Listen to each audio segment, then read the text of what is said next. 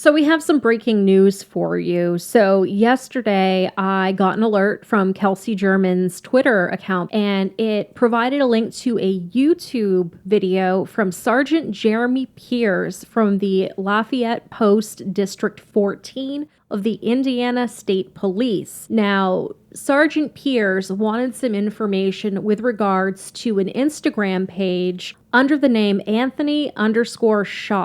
Now, he thought that the Anthony Shots page might have some sort of connection to the Delphi murders, because he thought that this account and the subsequent Snapchat account and other social media accounts might possibly be catfishing young girls. So he wanted folks, if they had any information or had interacted with this account, to reach out to the Abby and Libby tip line or to the Indiana State Police. And this is clearly a catfish account. If you look at the history of the Anthony Shots Instagram page, it's somebody who looks like a male model, and we'll put up pictures of this person, but it is confirmed that this is not the person behind the Anthony Shots page. It is a male model whose pictures were stolen. It says, new account, follow me, Alaska-born, Indiana-raised, travel living, LA, NY, business travel. And there are records of this account going after teenage girls. The person behind the Anthony Shots account is a person named Kegan Kline.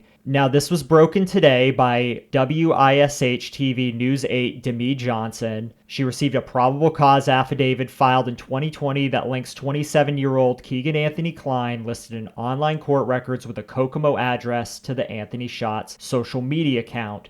Now, some people have been contacting WISH TV if this reporter verified her information with the Indiana State Police. In fact, Anthony Greeno just did a live stream a few moments ago calling the news station asking if it was verified, and they basically gave him the reporter's email address. So that part has not been confirmed. What is troubling about this is just yesterday, the Indiana State Police is asking for information that they already had. Now, maybe they're doing this because they want more information, and acting like they don't know who it is would provoke more tips. But this is a pretty terrible way of going about this, I feel. One, it looks incompetent. Two, you know this is going to be dug up, and then people are going to focus on this. Yeah, because if you look at the very first lines of the probable cause affidavit, it says, I, Trooper David R. Vito, PE, and then his numbers, of the Indiana State Police Department.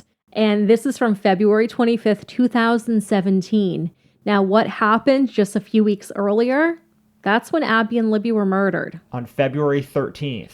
And not only this is a really interesting point of this affidavit. Kegan Kline skipped town. He fled Indiana to go to Las Vegas a matter of days after the murder took place. So it, begs the question, why is the Indiana State Police asking for information they already have? Like we said, that's going to get dug up. They're going to look stupid. This fellow here, not only did he have tons of pictures of teenage girls on his phone in various states of undress and, performing activities that shouldn't have been on his phone. Over 100 girls at that age range from girls. 12 to 17 mostly, but he also had some explicit material of 3-year-olds. Yes. Now, looking at him, could he be the bridge guy based on comparison? I mean, maybe. It's not the most accurate comparison of the sketches, but it certainly is possible. From what I read, he has no history of any sort of violent crime, but this is somebody that definitely should be looked into.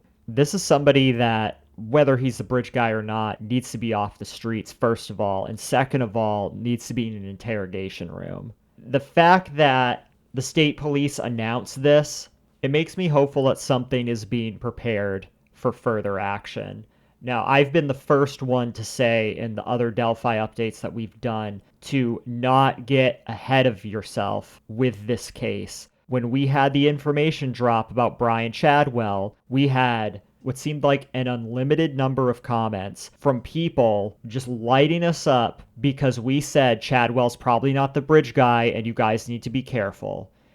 Do not get emotional with this.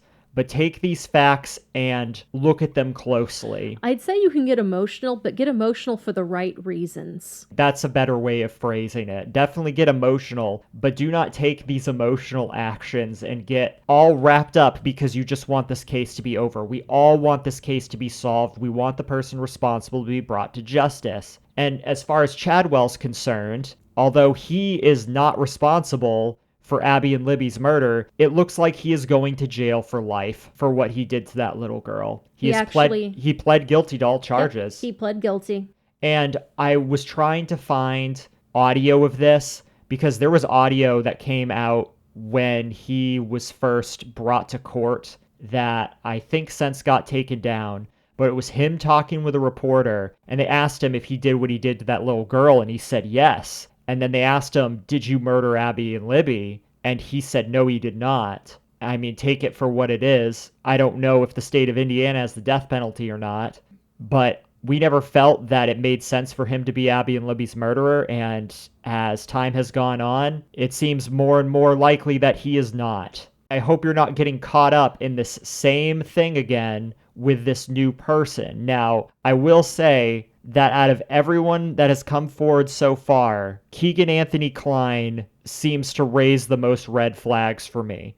Does that mean he's the bridge guy? Not necessarily.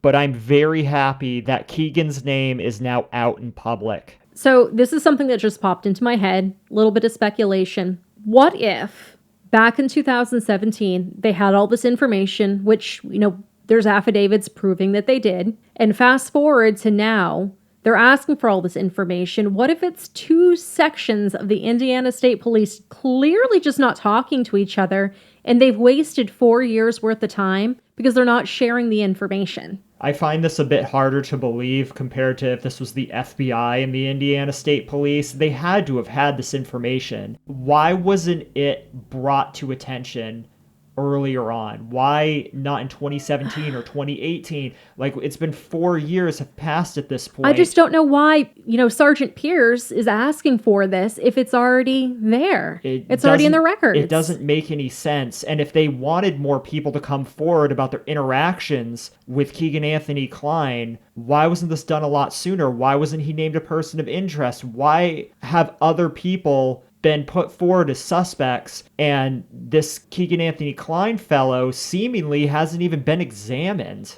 Things like this just get in the way of solving cases like these and bringing justice to people who are just going to reoffend, who are going to continue being predators, who could take the lives of some other child out there. And by getting them off the streets, we help prevent that. I don't know. We're definitely going to be watching this closely. As we've been doing right along with the Delphi case, we will be keeping you updated. It is also very possible that by the time we release this, other information will be coming out. We'll try to keep it in a pinned comment down below. If you've heard anything, please leave it in our comment section so that way everyone can stay updated on this. But until Monday, we love you. We love you. Bye. Bye.